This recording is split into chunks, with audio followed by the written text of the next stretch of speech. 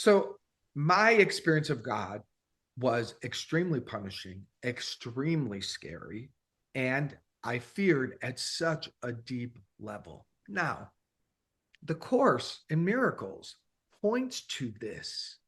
The Course in Miracles says that deep inside of us, there is a guilt and there is a fear of God. There is a fear of dissolution. There is a fear that this other self that we made is going to, that's what we are. We believe that that's what we are, and that's not going to be acceptable to God. Now, the Course years later laid out my entire childhood experience, and I was shocked to realize that I was not alone in my understanding, in my experience of God. The reason this topic is so important to me and why I love talking about God and going deeper into it is because the healing of the word, the healing of the idea, and the healing of the belief that we are separate is everything. It is what the Course is about for me, and it is what my life's journey has been about. But it took a lot of intention and work and prayers and practice to begin moving from this external white male punishing God. Fear of punishment lives inside of our culture. The belief that we could be excommunicated, the belief that we're not safe, these remain pervasive throughout culture. And so your willingness to become free from them, I believe, is so honorable. And I believe that the deepest and the fastest route to that healing of that which we experience in the world and see at every experience of the ego's world is in healing it in our relationship with the divine. When we go right to the core of relationship, of understanding, and we let that deep, deep healing happen, then boom, the entire world changes. So throughout this series, we're going to really be going to the root of healing our relationship with God.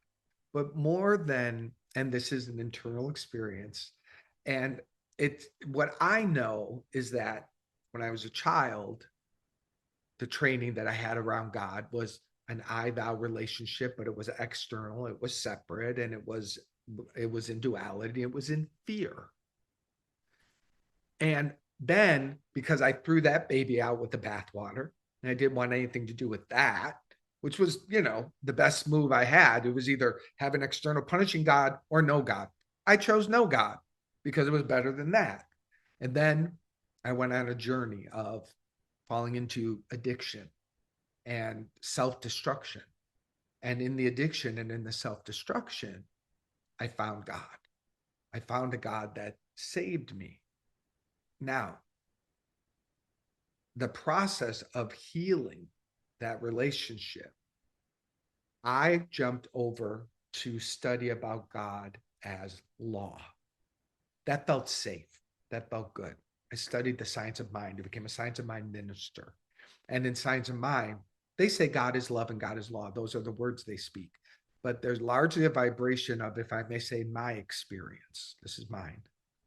God is law, because that's safe and it's impersonal. And there is a great thing to be found in the impersonal nature of God. To know God as principle, to know God as a law that operates perfectly within you and for you. That is very, very, very healing. Never did I learn that as a child.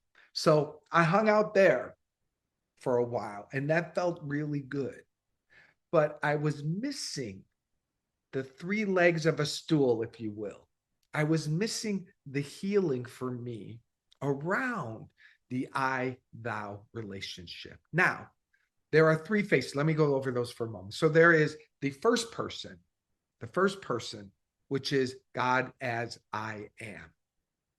I am. Oh, I'm sorry. That's our third session. I want to start back to the first session. God is the infinite.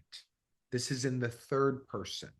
This is the God as law principle, the absolute reality, which I'm speaking of. There is great healing in knowing God in this particular way. That is what we're going to look at in our first session. Really look at principle, God as law, God as that which you can rely upon and that you can learn to use in a powerful way as a creator. One of my favorite lines in the course says, um, you are created to create the good, the beautiful, and the holy. That's what you're created to create. That is the activation of the law. So we're going to look at that and we're going to learn how to use that intentionally. And we're going to accept the healings that are available for us there. Then the second week, we are going to go back to God in as I am I'm sorry, keep doing that. God is the beloved. And this is the relationship phase. This is the beloved, the holy companion. And this is one that I find a lot of people have resistance to in the spiritual realm. Well, yeah, I'll say that, fair enough. Some people are drawn to the course because they like the intellectual approach and they like the first principle of God is all there is, and they don't entertain the I thou relationship. This is the devotion. This is the expression of surrendering otherness into the wave of love. And devotion is the way that that happens. And in this current experience where it appears to be a body, you appear to be there and I appear here, the I thou relationship can support the highest experience of this reality. This was such a powerful healing for me. And it was when I went to India, one of my trips to India.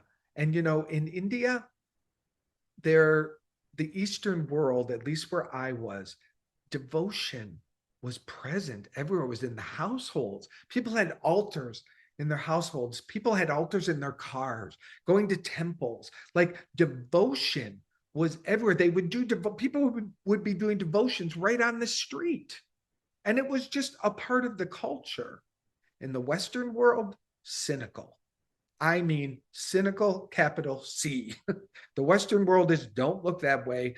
Don't show any external devotion. Keep it tight. Don't lose your mind. Don't lose your mind because I'm not going to be like them. This resistance I propose is a block to you experiencing the devotion of God and the ecstasy of being. There is such life, such joy, such connection in the second experience of God, the I thou relationship, where you allow yourself to experience full devotion, where you allow yourself to be completely surrendered in the love and in the experience of it, and in letting God be to you a father, a mother, a brother, a friend. We do a very specific guided experience that I was given way many years ago when I was in India that changed my life, changed my whole experience, my healing around God, and my willingness to have as one of my experiences of God, the I thou relationship. And then in the third week, we move to God is I am, the indwelling presence, the first person. This is the mystical. This is the I am. This is the Christ within. This is the light that you are. This is in the beginning and the end and no time and space, the allness. God is, period.